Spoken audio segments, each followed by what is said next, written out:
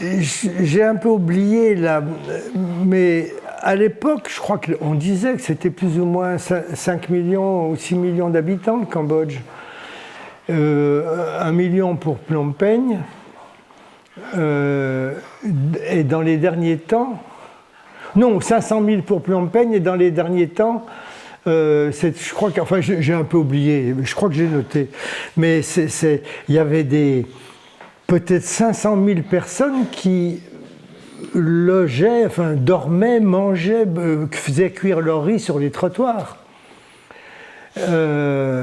Tous les coquilles de Phnom Penh qui n'avaient plus d'écorce parce que les gens qui arrivaient des villages pour se réfugier à Phnom Penh, qui campaient dans les rues, enlevaient l'écorce des arbres plantés du temps de l'époque du protectorat pour faire cuire le riz.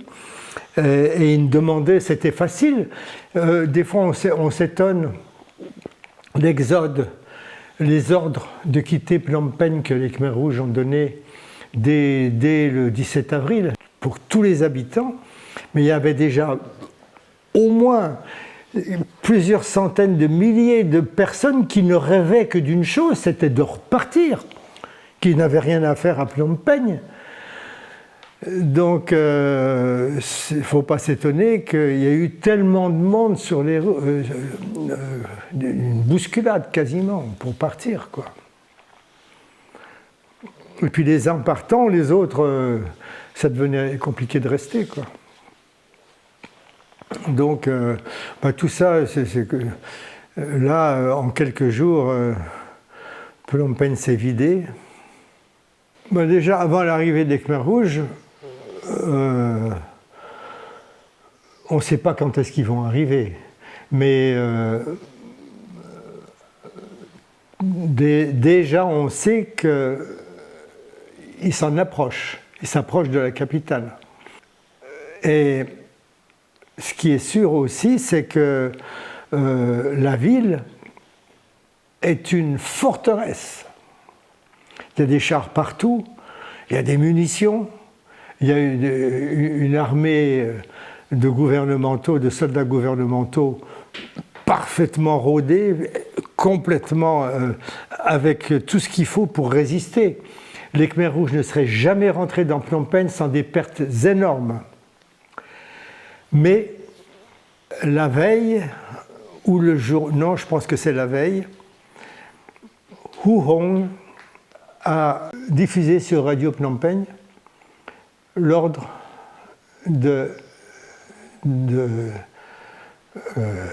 comment dirais-je, de ne pas résister.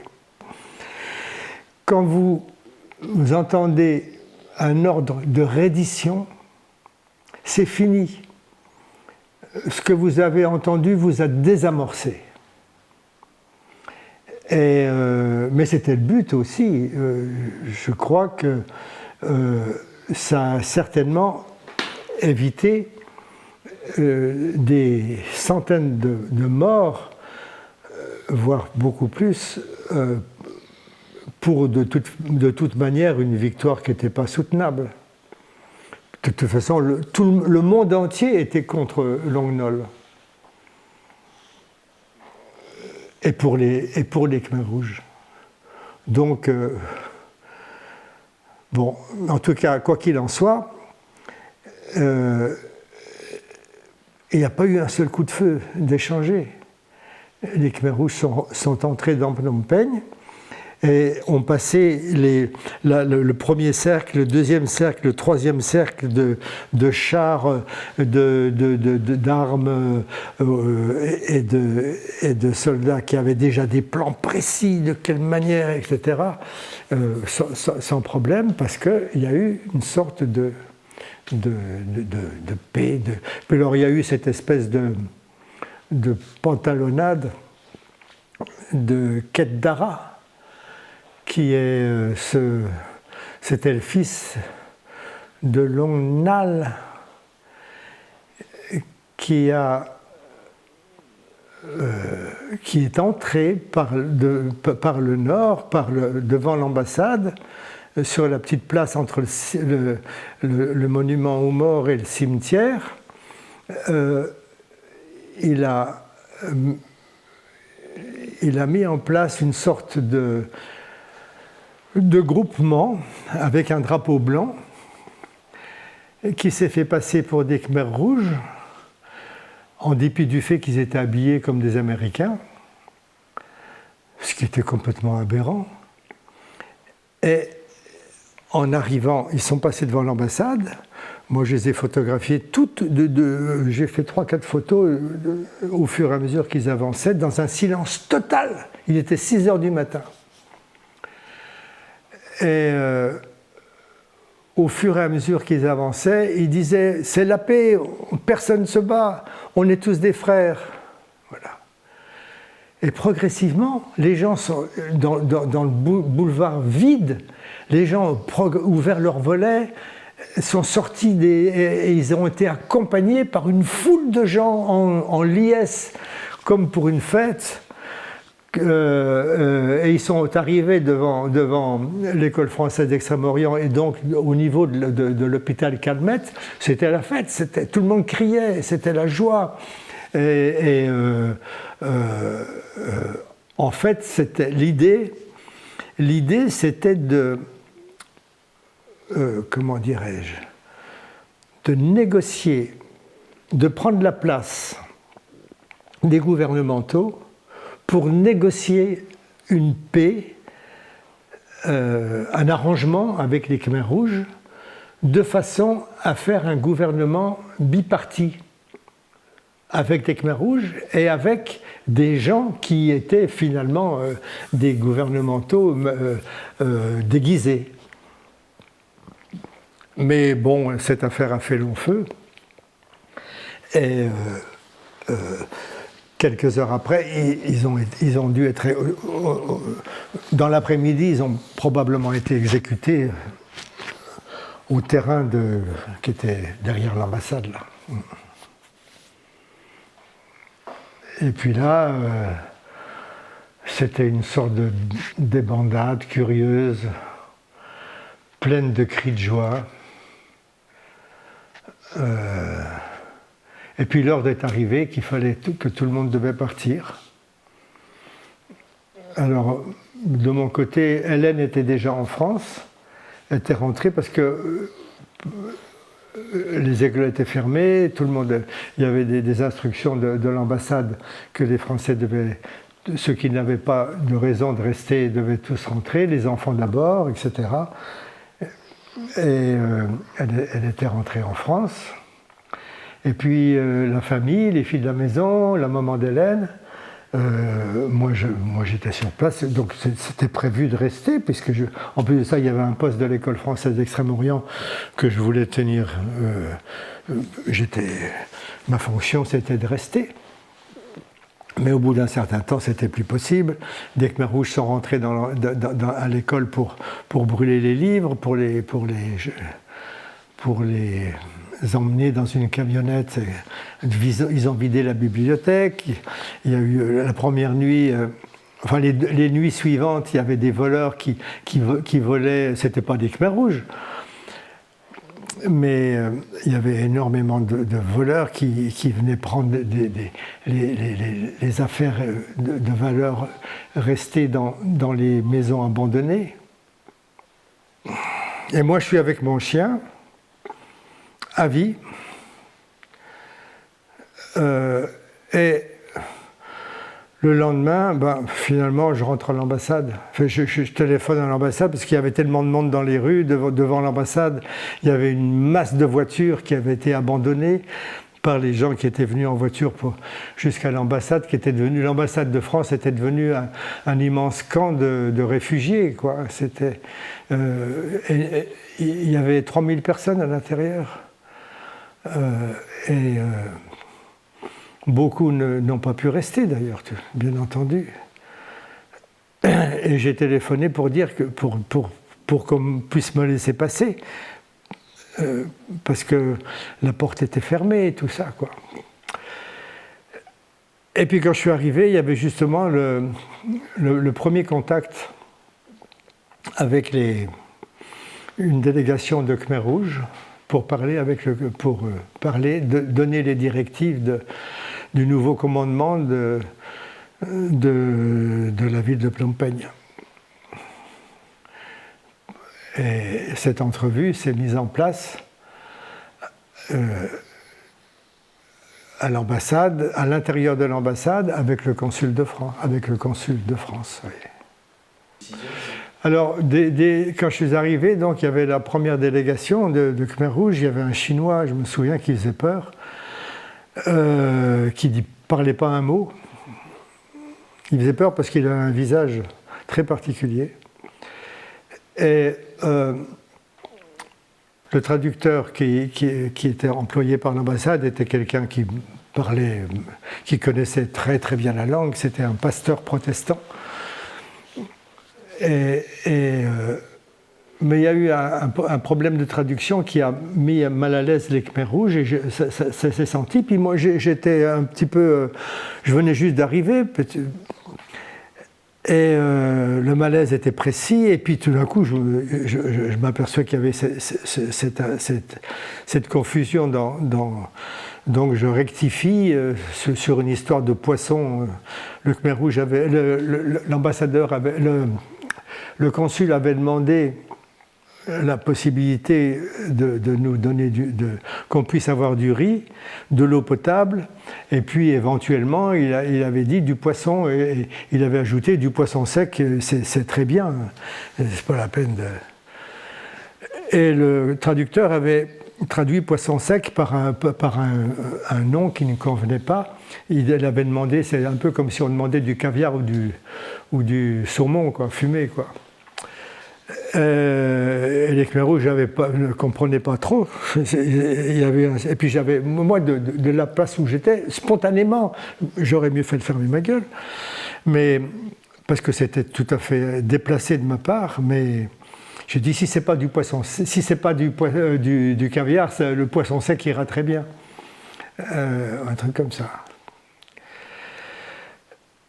Alors les Khmer Rouges sont détendus, etc. Et il y a Rémi, qui était le chef des plantations des Terres Rouges, qui était assis avec le consul. Il y avait plusieurs...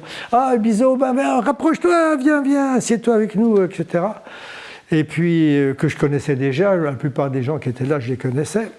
Et finalement, vis-à-vis de ce pasteur protestant, c'était vraiment très malencontreux parce que j'étais très mal à l'aise. Après, les Khmer Rouges ne parlaient plus qu'avec moi. Et je pense qu'il s'est senti... il a dû m'en vouloir d'une certaine manière. Ça fait partie de ces trucs, au milieu de la fin du monde, il y a des petits trucs comme ça qui ressortent.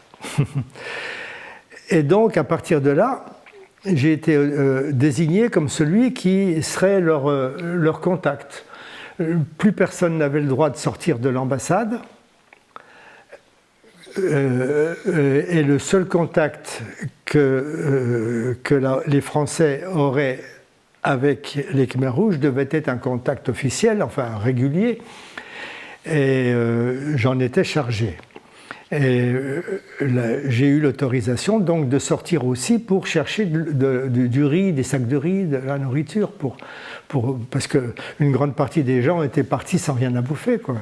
Et ça m'a fait donc sortir dans Phnom Penh, au bout de quelques jours, un Phnom Penh vide, tragique, extraordinaire, seul dans une capitale immense, enfin une grande ville, des grandes avenues, larges, vides. Là, on se sent petit. Et là, on voit ce qu'on a sous les yeux, c'est plus une ville, ça devient la terre, ça devient la vie, ça devient le monde. Et soi-même, on n'a plus sa propre identité, on devient une sorte d'élément libre qui se déplace dans un monde vide. À un moment donné, la Jeep, elle a roulé au milieu devant la banque du Cambodge,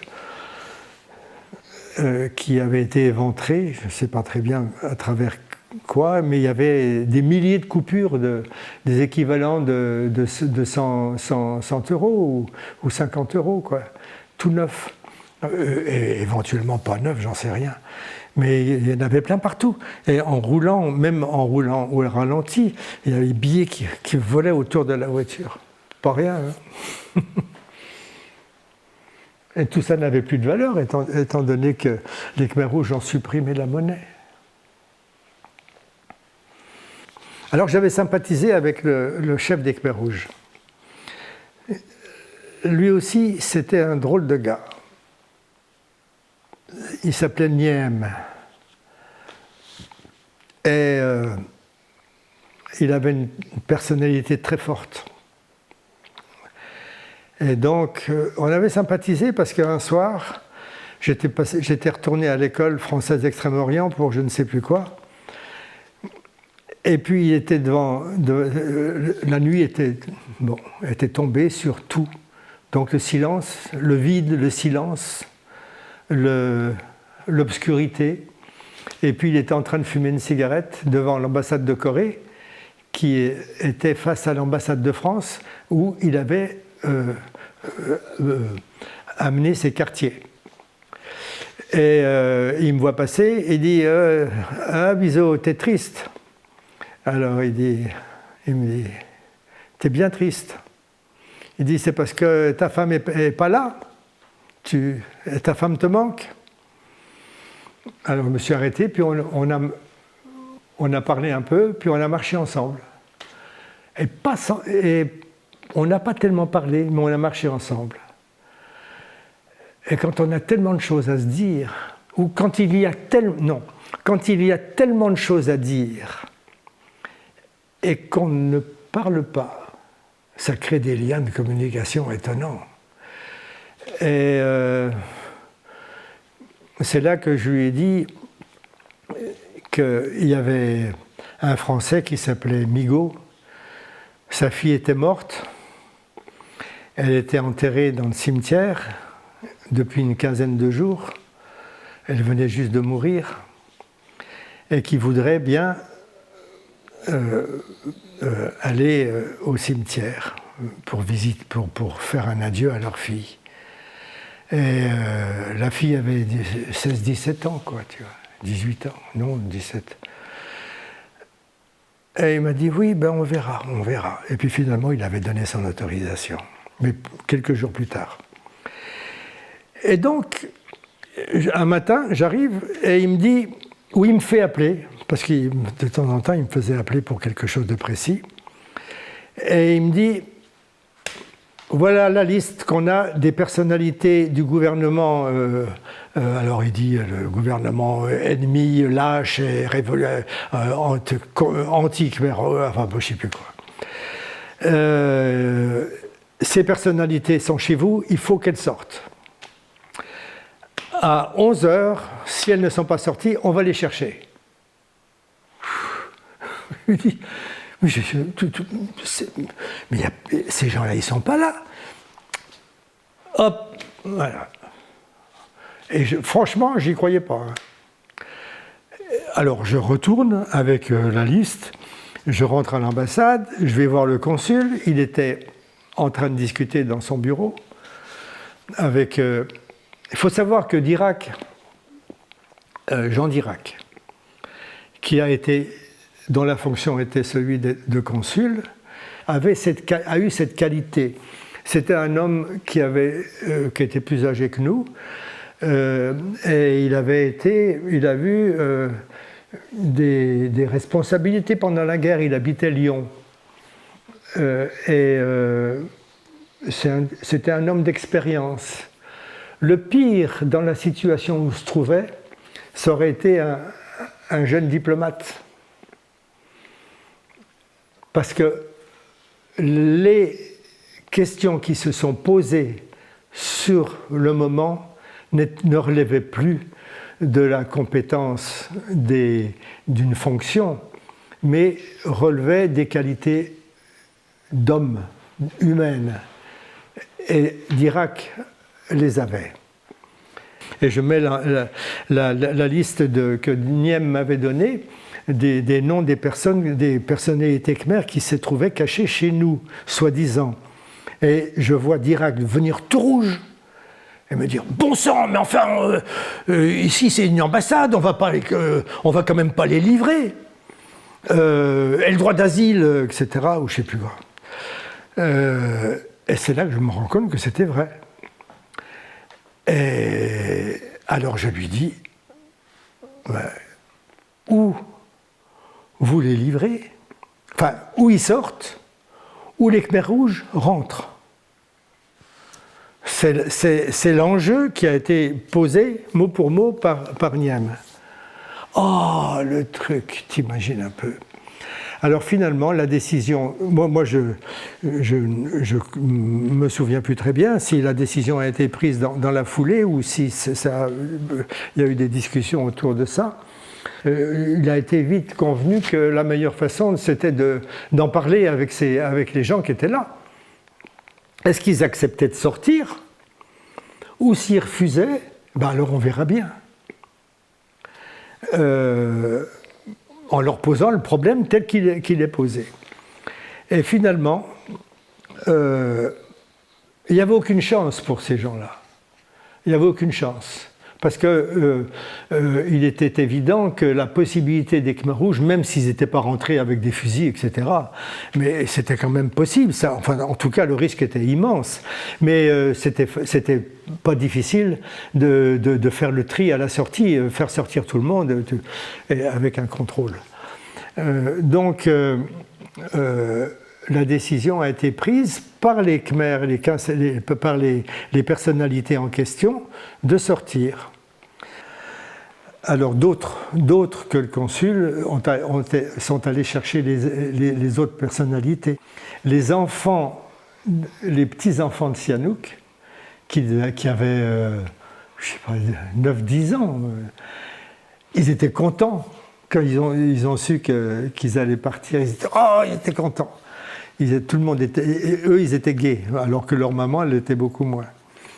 Et en revanche, je suis allé avec Dirac chercher Sheikh Matak, qui était dans la salle de cinéma, enfin dans un des bureaux à côté de la salle de cinéma des services culturels. Et donc, j'ai vu frapper d'une manière convenue à la porte. Et la porte s'est ouverte, et il y avait Sheikh Matak qui était assis à son bureau avec 2 jeunes gaillards en maillot de corps qui l'accompagnaient. Sheikh Matak, c'était un personnage important, quoi, une personnalité importante. Et Dirac, curieusement, m'a laissé parler. J'ai dit Excellence, les Khmers rouges savent que vous êtes là. Et il demande à ce que vous sortiez. Et le droit d'asile. Et là, il dira que le droit d'asile n'est pas reconnu par les Khmers rouges. Il dit bon, alors je sais ce qu'il me reste à faire. Il ouvre son attaché-caisse. Je me suis dit, il sort un pétard.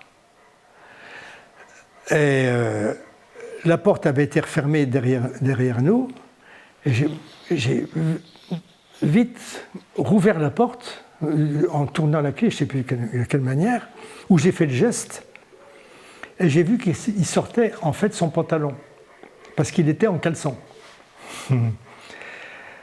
Et donc, il a mis son pantalon, et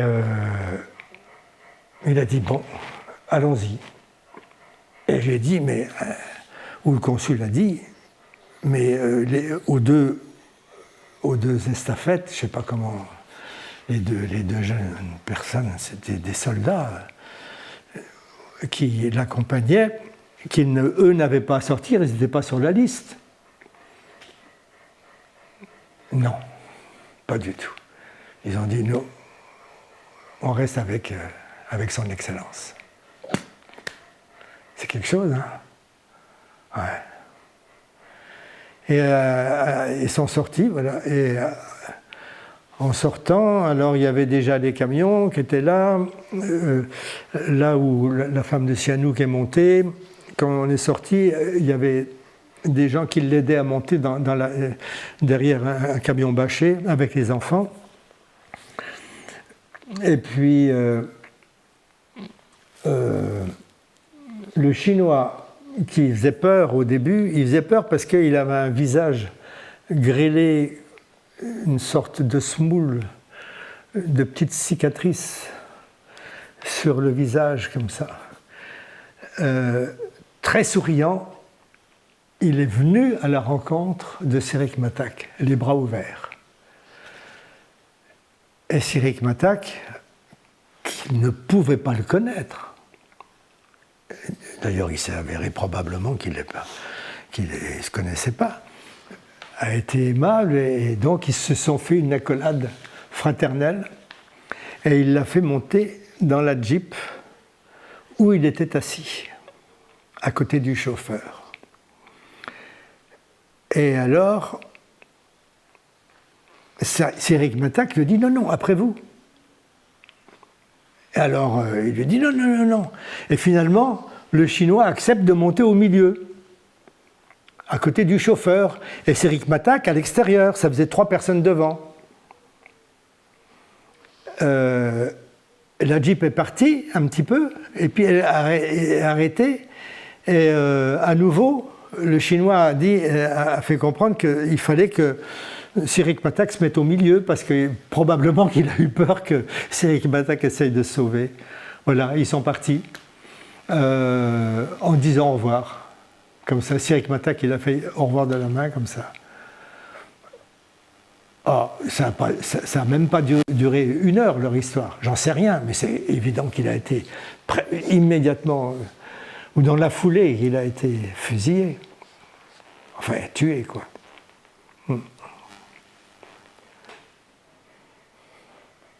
Alors, devant le portail, en permanence, il y avait un des gendarmes, il y avait 2 gendarmes, leurs noms ne me reviennent pas. Et il y avait toujours, en plus de l'un des 2 gendarmes, nuit et jour, il y avait quelqu'un qui parlait le khmer à la porte.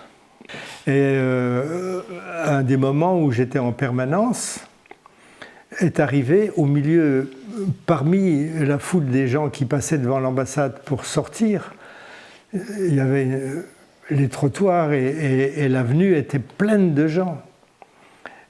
Et ça pendant, je ne sais plus, mais des heures et des heures et des heures, jusqu'au lendemain. Toute la nuit, ça a été comme ça.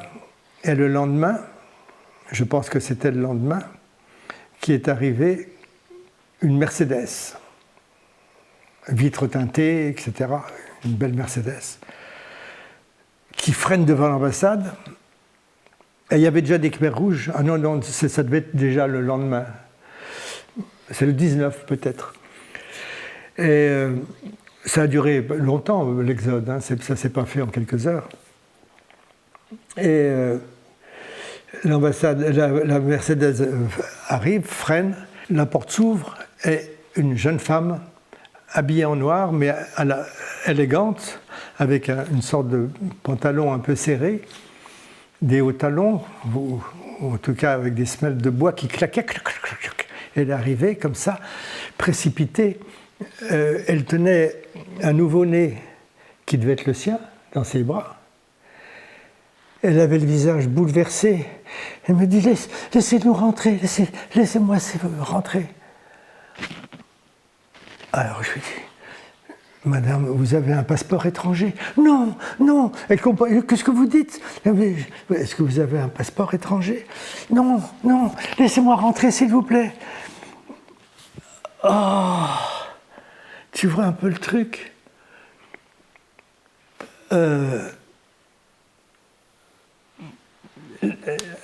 Si vous n'avez pas de passeport étranger, je ne peux pas vous faire rentrer. Alors prenez mon enfant. Et puis elle fait comme ça, pour nous balancer le nouveau-né au-dessus du grillage. Je me souviens, j'ai regardé le gendarme, il a fait... Tu sais comment on fait? Et moi j'ai fait comme ça. Comment peut-on faire ça? Tu vois un peu? Et j'ai fait comme ça et j'avais pas relevé mes mains. J'ai entendu une porte fermée. Elle était rentrée dans la Mercedes en courant, finalement, et elle est repartie. Ils l'ont tuée dans la foulée, quoi. Tu te rends compte un peu C'est terrible, quoi. C'est terrible, ouais.